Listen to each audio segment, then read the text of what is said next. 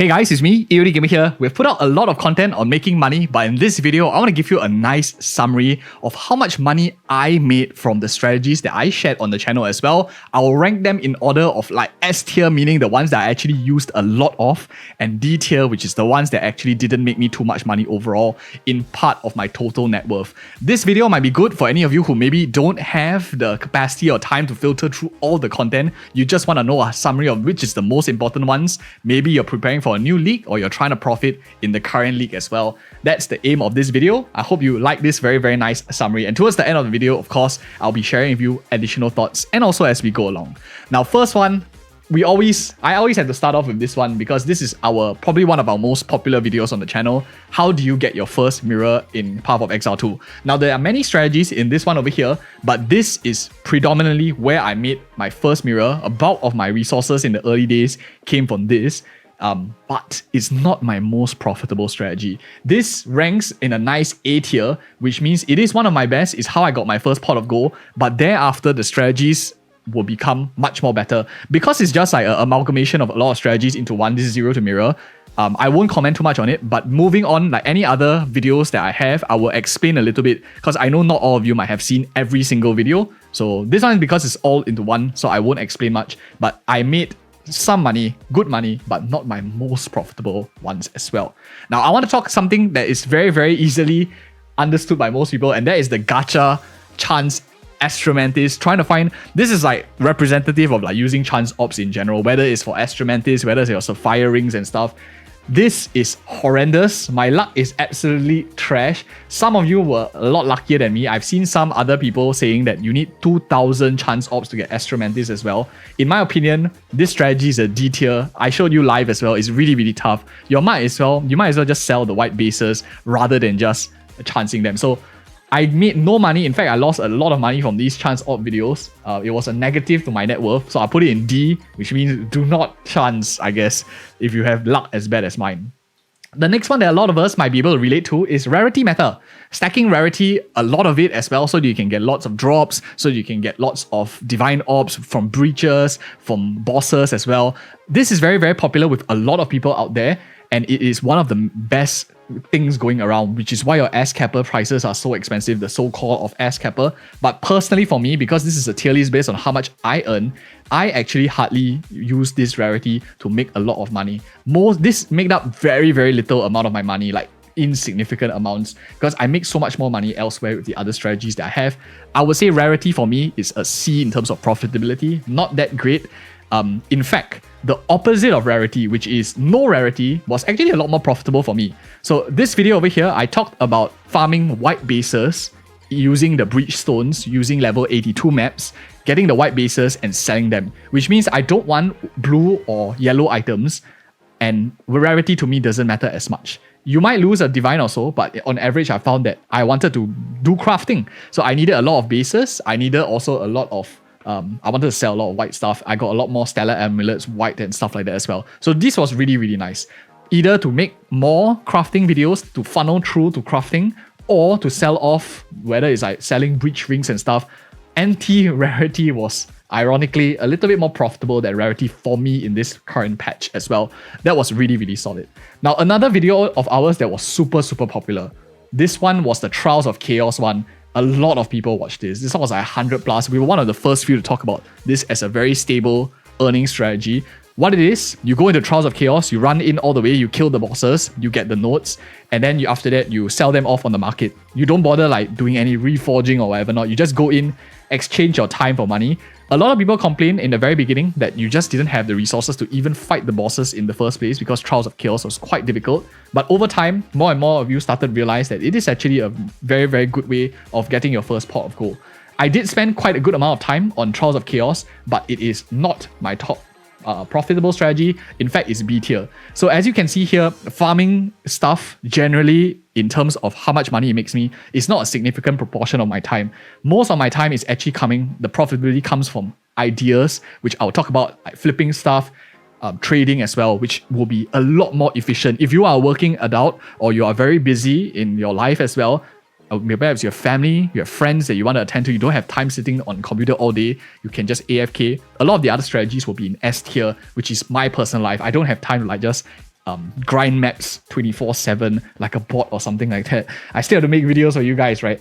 On that note, talking about farming soul cores, let's talk about the other one, which was really, really popular with a lot of people. And more of you started to get a lot more appreciative of this idea later on. And that is the so-called Reforge strategy. Now, this one had a lot of excitement when it was first released as well. Some people said in the comment section that they made tons of money as well. They tripled their money, 4 times their money, and they thanked me for it as well, even though it's just sharing opinions. There are also some people who lost a lot of money and then hated on me for giving them the information as well. Again, this is where people realize that reforging is like a gambling sim, and some people started to be either happy about it, interesting, or unhappy. But as you had more resources, this was actually a great way to have like a casino simulation to get a lot of money. You either win very big. As you know, generally the longer that you play, you earn a lot of money. But because you are only looking for ass cappers, zealotals, as well as the seater, so-called, very few, 3 out of like 15, 12 of them, your chances of blowing out is very high. So making this a very high risk, high reward strategy. And probably I would rate it actually in A tier, because I did on average do this a lot of times, but it's not my most profitable because I did have sessions of blowout. Some of you earlier on, you mentioned like, oh, you spend 10 runs and you got nothing. There was a streak that I had when I did, back then 3,000 exalted was quite a lot of money. Nowadays it's like not that much, but I did total of like 30k reforges in total, and there was a streak of like, I don't know, 1,000 reforges or something where I got nothing at all. So it was a massive blowout. I lost a lot of money, but on average, because the math doesn't lie, as we talked about on the channel, I always back up the strategy with like math and stuff. In the end, I made a lot of money from soul cores as well. It's just a passive thing, but I feel like itchy to gamble. That's something I do. On the flip side, some of you who don't like the amount of risk, maybe you want less amount of risk, you don't want the chance of blowout, catalysts are insanely profitable. This strategy here is really good if you don't mind just crunching them down in an early league environment, or when you are bored of grinding maps. This is super good because your chances of blowout are super low. You are doubling your money every time you press the button. This is actually probably the one that I will categorize as S tier. This one is insanely profitable. In fact, you don't even have to spend too much time. I buy and sell it. Even without reforging, it doubles my money every time. This one was free cash for me, and I really think it's really solid. So S tier, and I released it to you guys as well 3 weeks ago. So you guys probably would have made like tons and tons of money in the start of January, early December maybe. So that's probably my first one in S tier. Let's talk about some of the other ideas as well. And in line with the same thing, we have reforgers as well. We have the essence reforgers. So this one was a super popular video as well. A lot of people liked our way of presenting content, of how we do spreadsheets, analyzing the profitability of different ones, as well as the probability of certain outcomes. Essence Reforge was one of our most iconic videos early on in Path of Exile 2. A lot of you started in this one and made a lot of money as well, and you are more or less like independent. But this is actually not my most profitable strategy, because the more people that do things, I realize as everyone does it, your amount of earnings that you make is a lot lesser now. So this, in my opinion, probably will be a B tier. It takes up a lot of time because you have to keep reforging, you have to reforging. It takes up a lot of your time as well. The spreads are a lot lower, your buy and sell is a lot lesser. In fact, soul cores had a greater upside.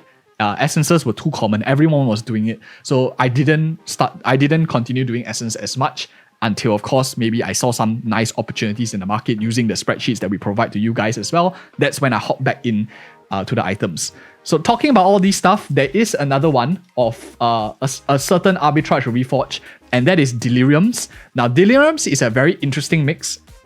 Personally, I think it's a very interesting mechanic. It's not for profitability, but I did talk about here about some interesting mechanic where some of them are worth a lot more than others and things you shouldn't do. So while this video didn't make me a lot of money, it actually taught me how to not lose a lot of money. So I would have ranked it like S tier, but because this is how much money I made, personally, I didn't really make too much money from this. I didn't lose money at all, but I didn't make money. So I'll put it in like C tier. But this is very critical to understand Deliriums so that you know what exactly is needed as well. Don't lose money unnecessarily, because there is a bit of a gimmick. Continuing on with the market exchange, another one that is, I'm just using this as like a proxy for one of the things. This is, of course, one of our members' videos, which tells you about how people skip the queue using the currency exchange, which is not many people know. it is an interesting strategy. But this, I'm using it as proxy for spread trading. What spread trading is you buy cheap, you sell expensive, and you just keep doing that at the same time. It drains a lot of gold, but this is super AFK, super profitable. This is definitely S tier in my opinion. The amount of spread trading that I did in this league was insanely a lot because not many people are doing it. But next league, when more people do it in the start, you will have to do other strategies, which I'll be sharing with you in the next league as well, to make us money as we go along. My objective on this channel is not to make you the best killer of bosses, best meta builds. I want to make you the most money possible with the time that you have. So I share with you all my strategies that I do as well. So on top of that, now that we have talked mostly about the currency exchange and stuff like that, I want to talk more about crafting right now, moving towards crafting and as well as farming. Let's start off with the easier stuff, which is maybe the less profitable, which is farming maps. The one that I really like recently, and I'm using this as a proxy again, this is farming omens, farming rituals. It does require a bit of an upfront cost because you need to get a couple of resources to buy the audience of the king so that you can get a couple more nodes in the tree, especially the one that reduces your defer cost by 50%. That was really solid as well.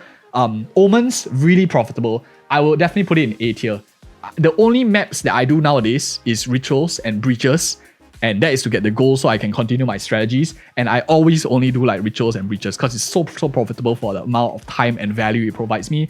I would say rituals are A tier. It is a bit of RNG because sometimes I can go an entire day without even seeing an audience of the king.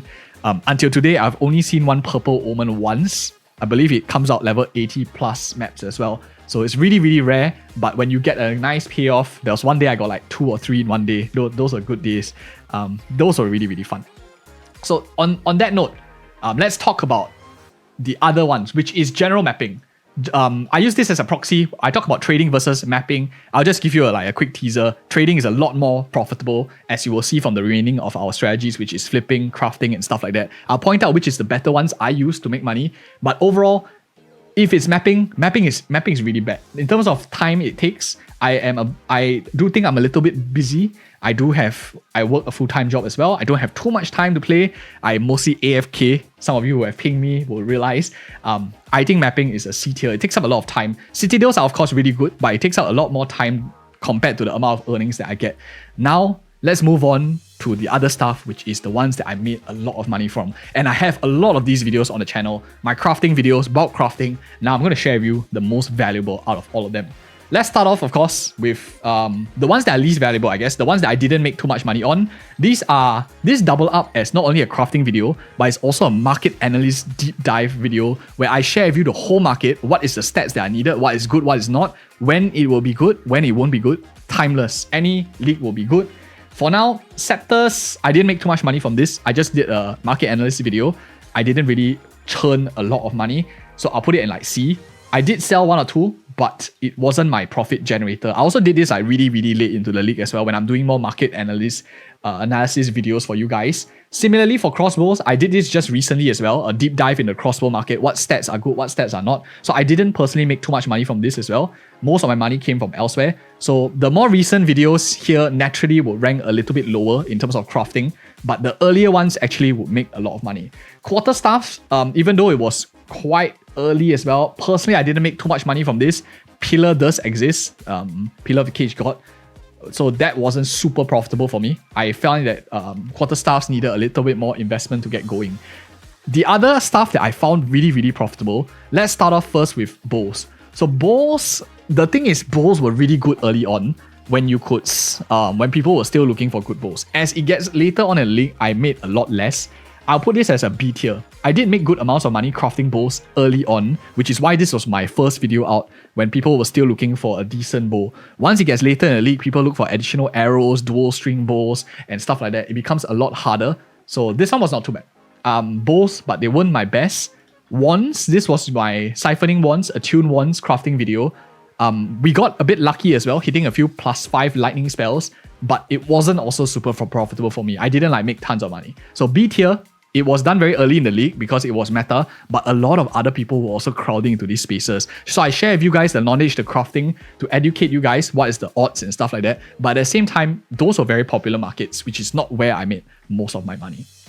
We are on to a few videos left over here of crafting. Now, the most profitable one out of all of them, one of them is probably my Quivers. When I crafted Quivers back then, not many people were doing it, and people much rather craft bows. But when you craft bows, all bow users need a Quiver, so you're actually entering a market with a lot less supply, yet the demand still keeps up, almost equivalent to that of a bow, and maybe even higher if people use like Widow Hill bow, which triples the effectiveness of your Quivers. So Quivers were extremely profitable. I'll put it in like A tier, super good money as well.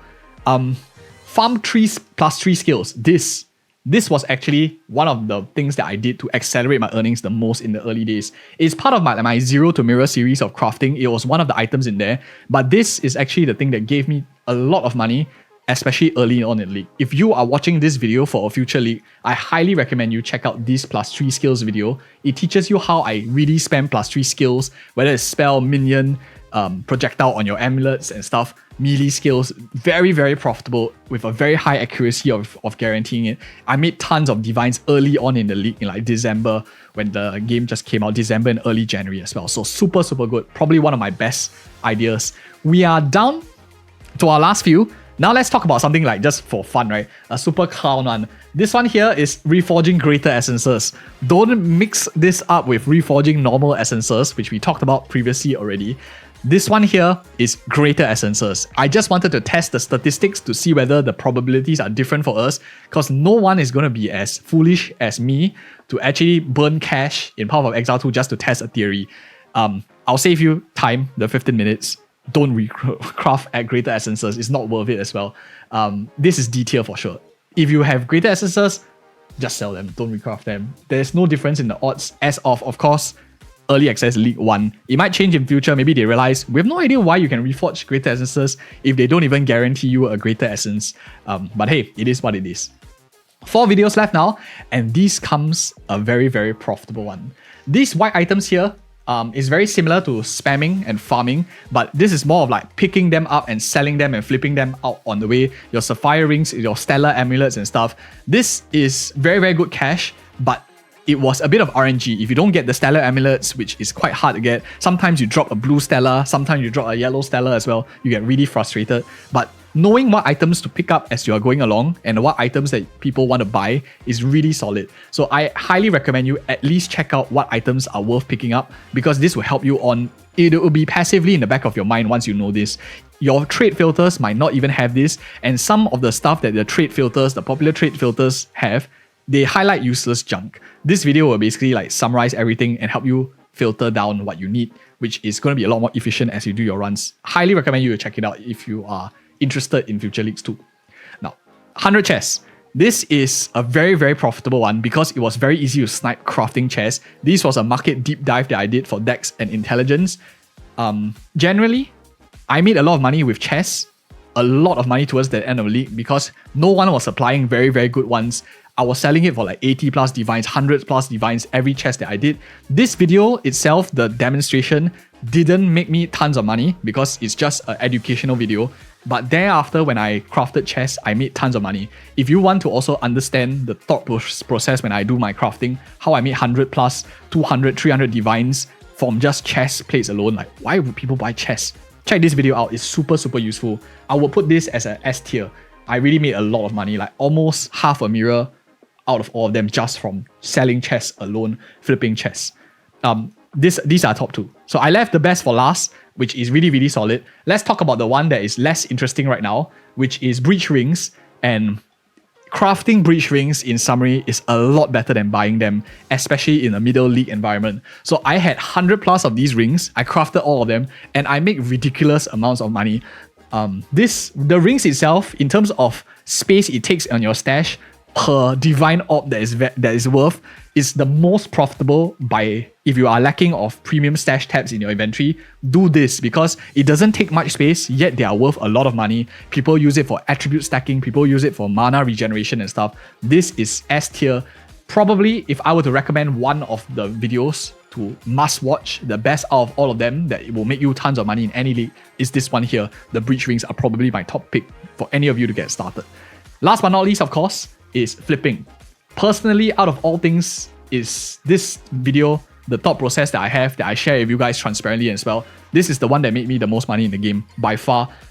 because the amount of investment that I put in is hundreds of divines. How much I get back is twofold, threefold. Sometimes I even quadruple my money in some of the videos that I showed you as well. Knowing what items can be flipped and knowing what items cannot be flipped, how are my thought process of a flipper, this will make you money in any league, and I highly recommend you check it out, because even if you don't do it, you price your items correctly, you get a fair value for what you are worth, for what it's worth. And yeah, that is basically my tier list for all my ideas and what I did and how personally I made money as well. Let me know your thoughts in the comments below as well. And again, I'll be with you with every single league. The next league thereafter, I'll also be preparing us for the league ahead with new videos.